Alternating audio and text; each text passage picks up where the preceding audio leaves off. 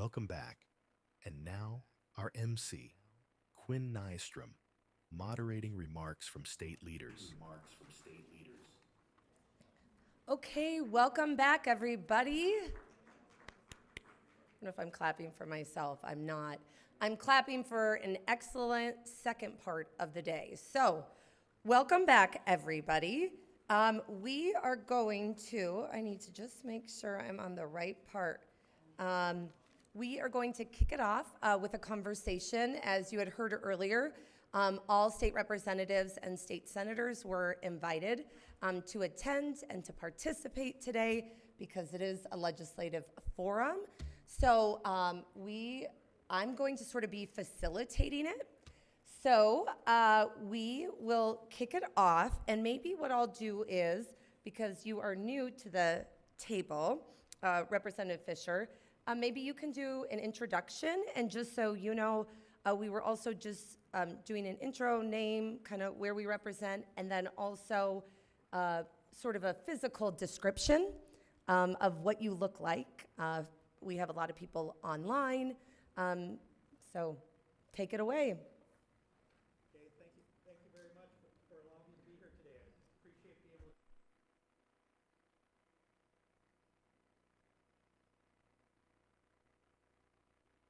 Green light here. Let's try it. Test. Oh, there we go. All right, let's try it again. Thank you. For those of you online, my name is Peter Fischer. I represent District 44A. And for those that'd like to get an idea where is 44A located, that is down here in the metropolitan area. It is representing two suburbs that are on the northeast side of St. Paul. The suburb that's the largest part of my district is Maplewood. And thank you, I've got some constituents out there. It's good to see Daryl and Nikki here. And then on top of it, the other suburb I represent is the city of Little Canada. So those are the areas I represent. Thank you. I see somebody from Little Canada over there. Thank you. So in terms of physical description, I'm not used to describing myself. I'm 5'10", male. I am very much bald on top here with a little bit of gray on the sides. I wear glasses. I am Caucasian. I'm about 190 pounds, so I'm a little bit overweight for my height. So those are part of my description. And from there, I also wear glasses. I've got to remember that part. All right. No, thank you for the opportunity to be here. Thank you. And do we want to go right down the line and have you introduce yourself? Sure. Hi. Thank you, everyone, for being here. My name is Representative Katie Jones. I represent 61A, formerly Frank Hornstein's seat. So I'm a first-termer to this legislature. And I represent downtown Minneapolis and kind of the southwest area. My physical description, so I am a 5'4" female. I've got brown hair. I'm starting to develop some wrinkles underneath my eyes, and wearing a blue dress today. I'm also Caucasian.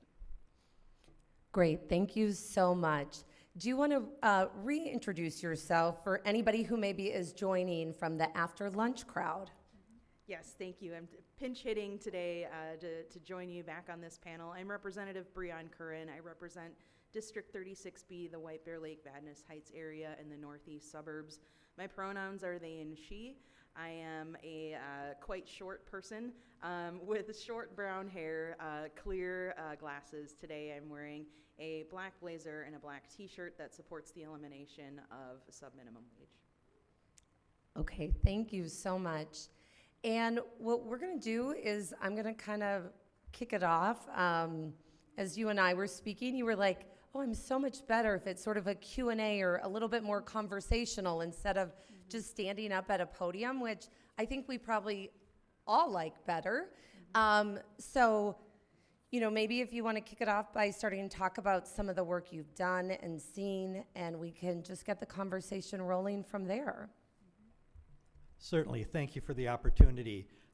And where I want to start off, first of all, is at kind of setting the table a little bit is 4 years ago, I chaired the Human Services Policy Committee.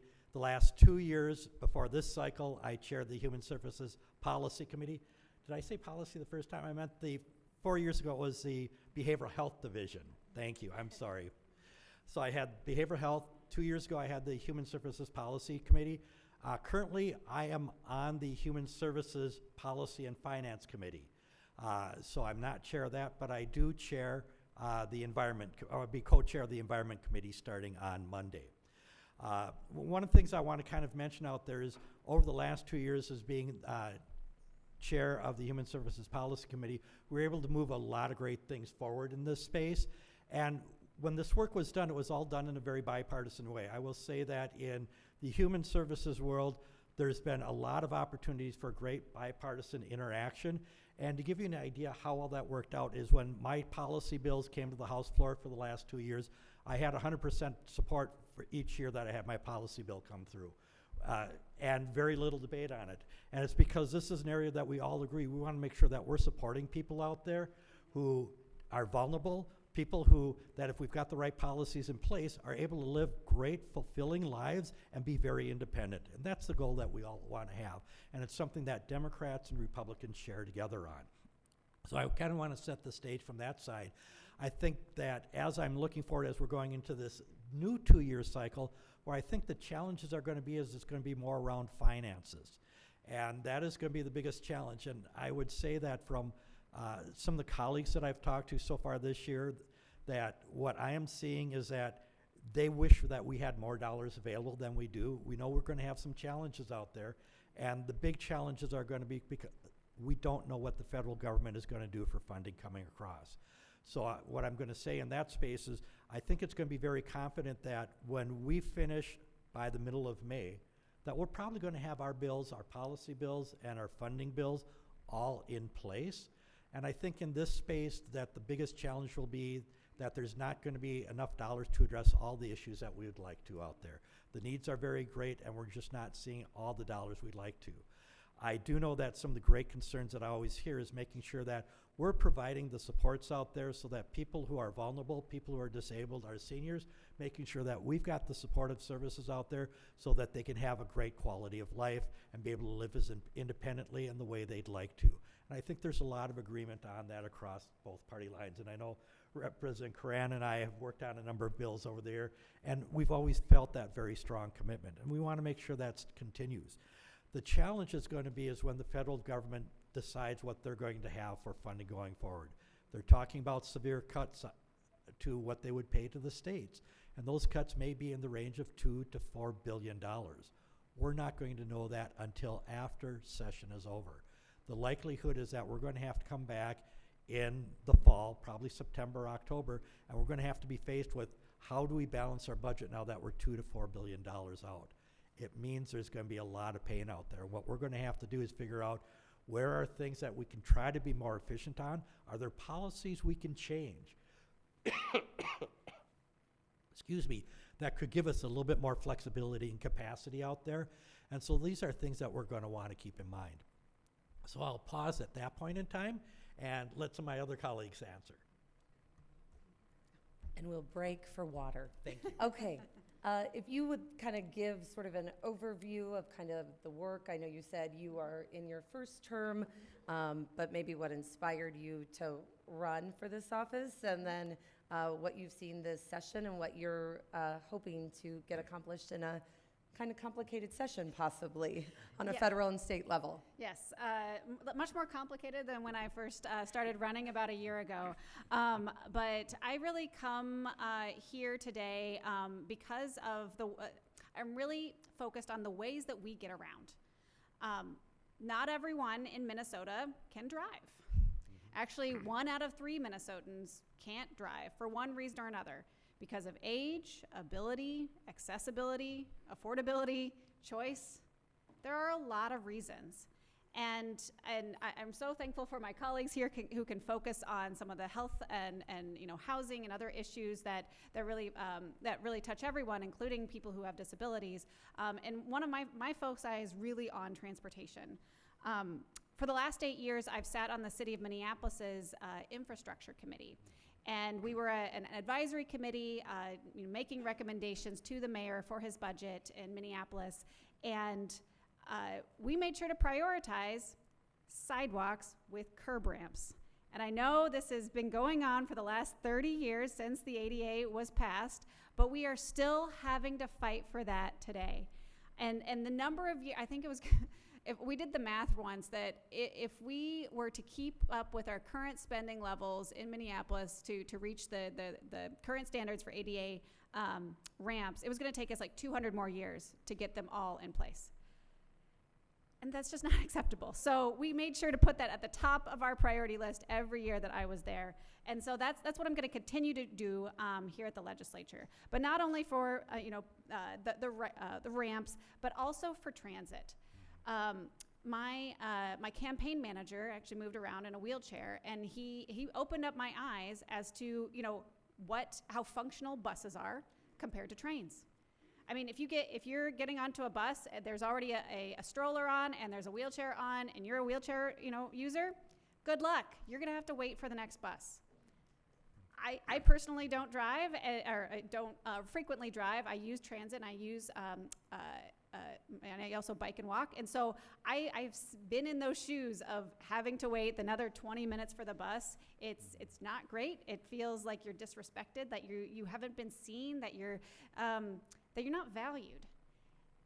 And I value all Minnesotans, regardless of how we get around. And so I want to make sure we're building a transportation system that is inclusive of all Minnesotans, and making sure that system is also providing good quality service.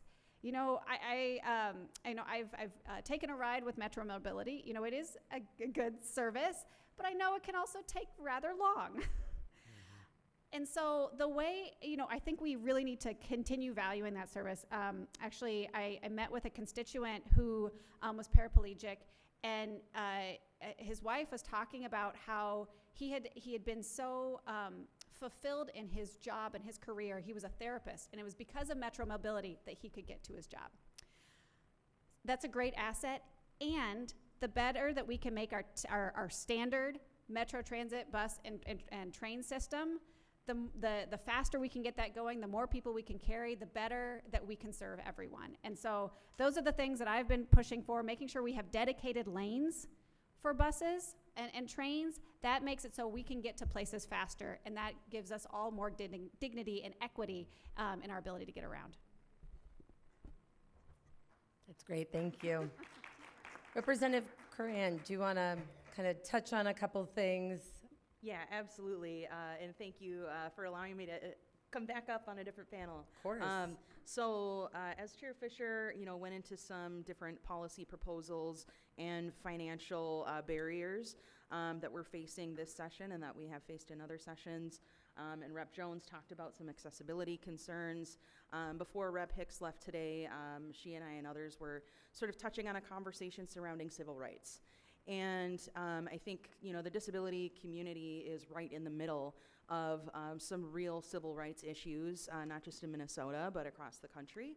And so I think it's important, too, that as we're having these conversations, we are, really, we're really pushy about rights in this conversation, because a lot of times it does come down to dollars, it comes down to resources, it comes down to infrastructure, and that's where the answers that our community gets are no, over and over and over again.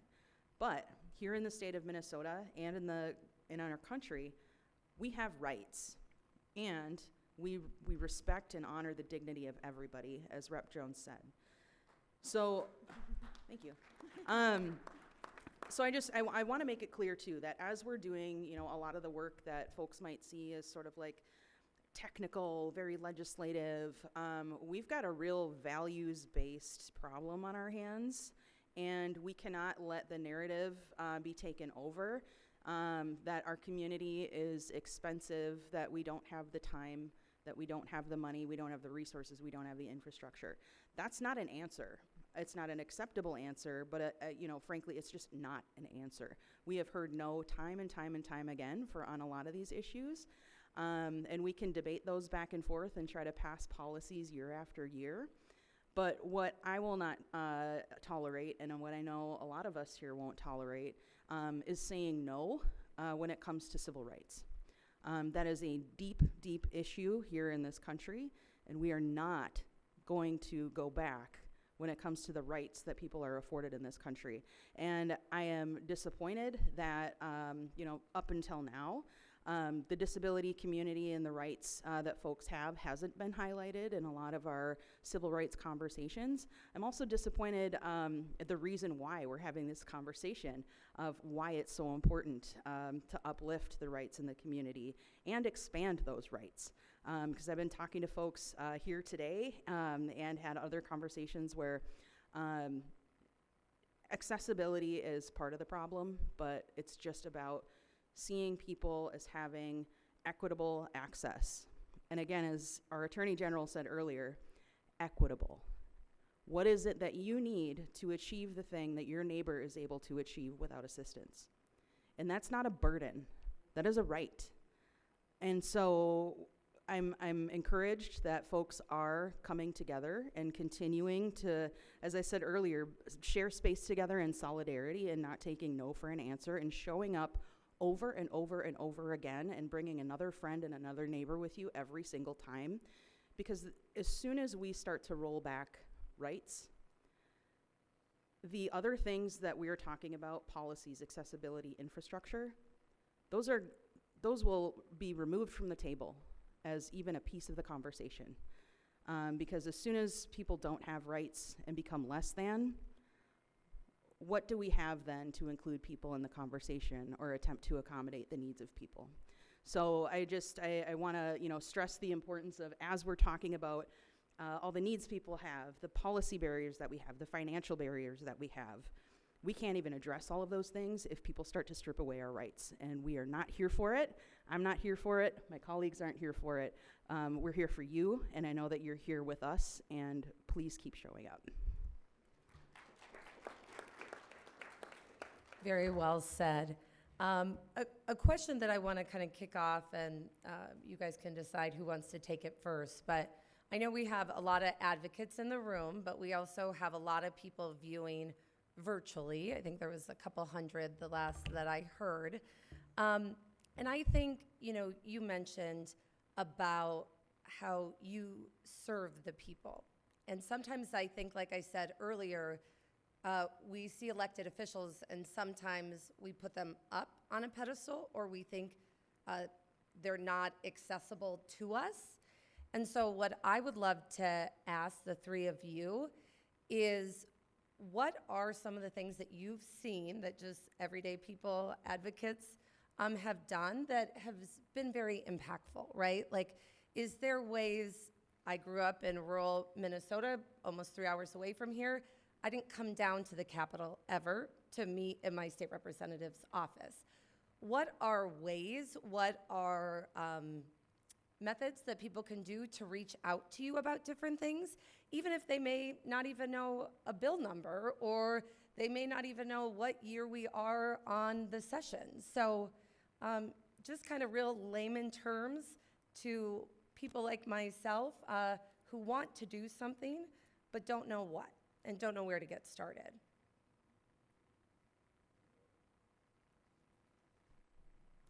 I'm happy to start. Partially because you guys have all been here longer, so you may have something, some more things to say. I'll say to date, the thing that has been most impactful to me is honestly just individual stories. When I'm sitting down one-on-one, whether it is in person or it is via Zoom or it's on a phone call, like hearing your stories, that is what's motivating.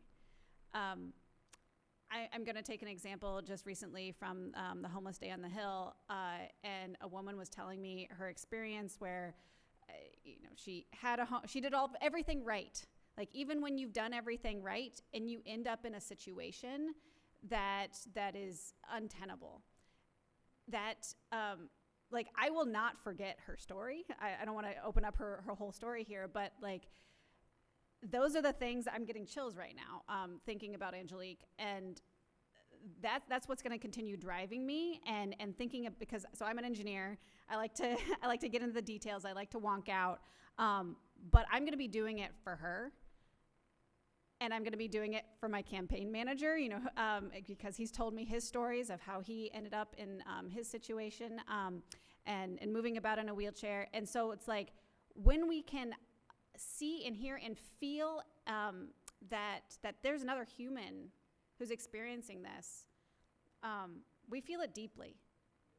And then it's when we feel that, that's how we can take the best action. Thank you.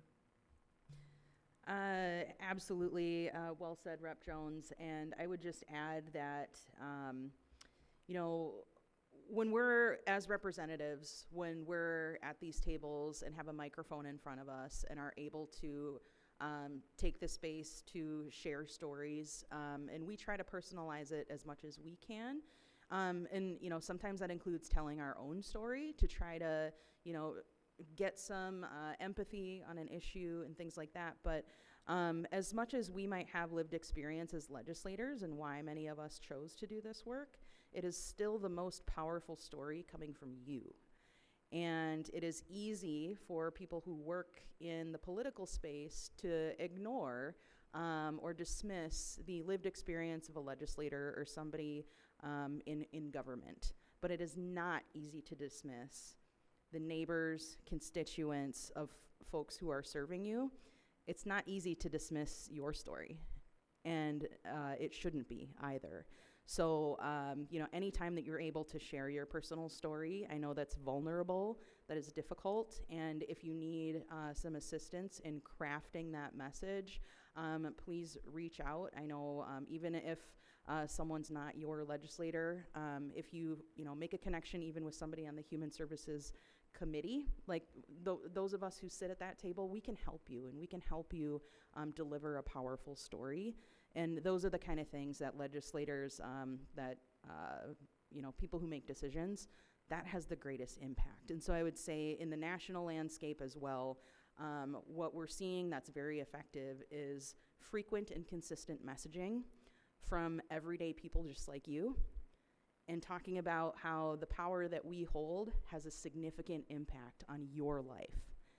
That is huge. And then again, the more that folks are sticking together and showing up in spaces together, when we see a crowd of folks at the Capitol, it makes a difference. And even if we are debating a bill or talking about a bill that we know isn't going to pass this year or even next year, when we can look at the crowd of people who stand up and make themselves known at the Capitol with a powerful message, that resonates and it sticks with us. So please keep at it.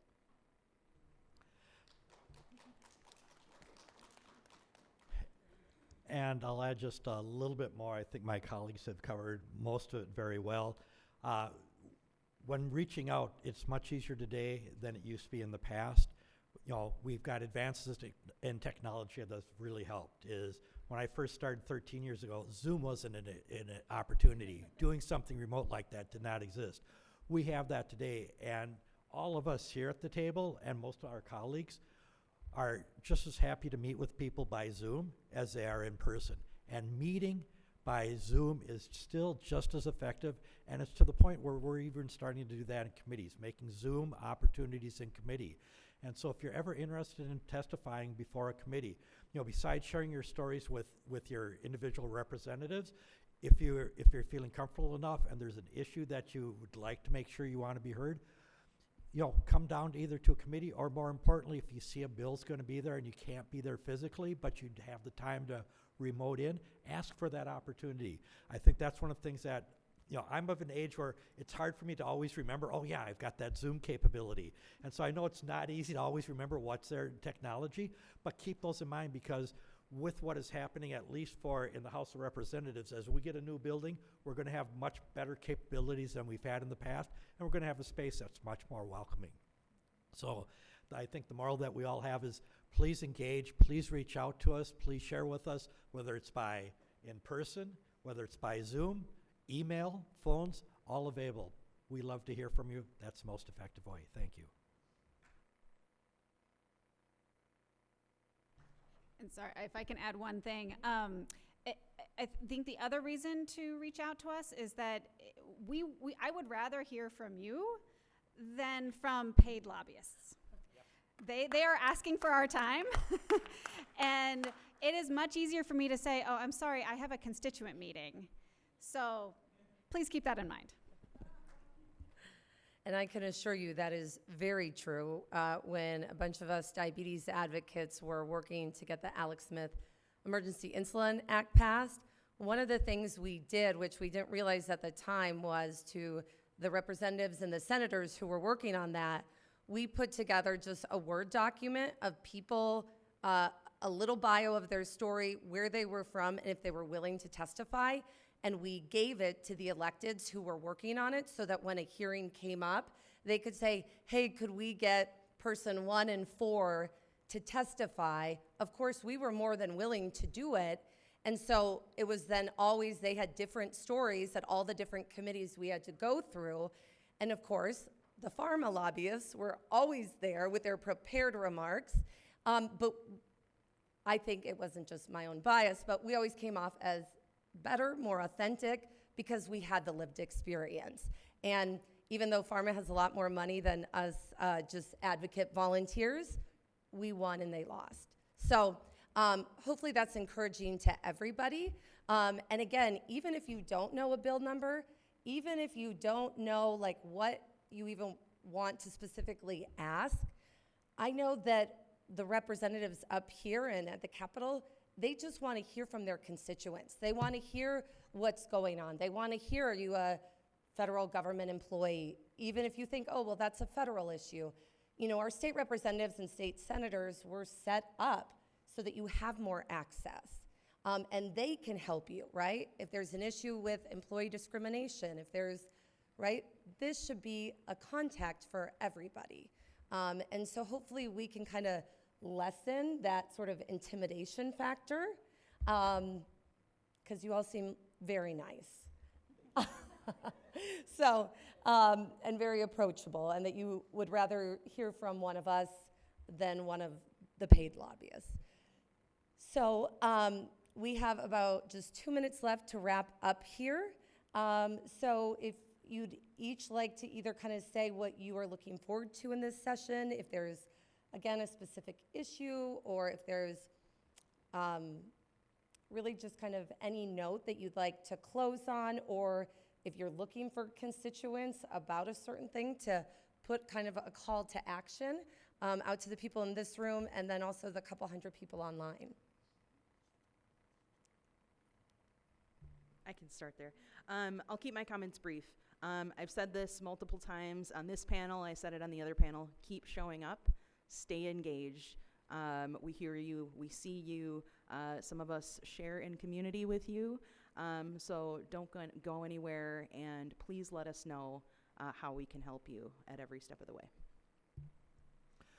I will say that what I'm looking forward to is continued input, not just now, but when we have to start making tough decisions in a couple of months after this session is over. It's going to be critical for your guidance and input to make sure that as we're having to make some tough decisions, is what can we tweak to make better, and what are we going to have to sacrifice a little bit.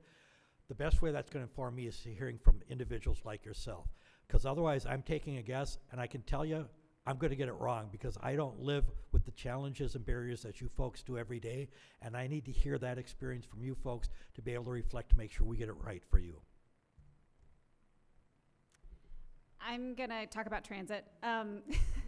So the governor had proposed a $32 million general fund cut in transit, and we are trying to get that restored.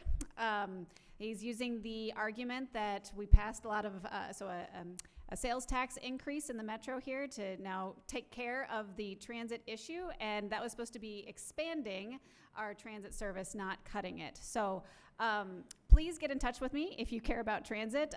We will be having hearings on that in the next couple of weeks here, and would love your support. Let's give all three of them a big round of applause for taking time out of their busy schedule, for wanting to listen to the stories, the advocates. And again, at the end of today, there will be a survey that is sent out. So if you are interested in getting into contact, or if you are interested in testifying at one of those hearings, please put that on there, because we want to use this as a connector. And the mission here at this legislative forum for MCD is to bring policymakers together with the disability community, right? And how do we bring us all together and continue those relationships after today. I think is the real important thing. So let's give them one more round of applause. Thank you so much for coming today. Thank you for the opportunity.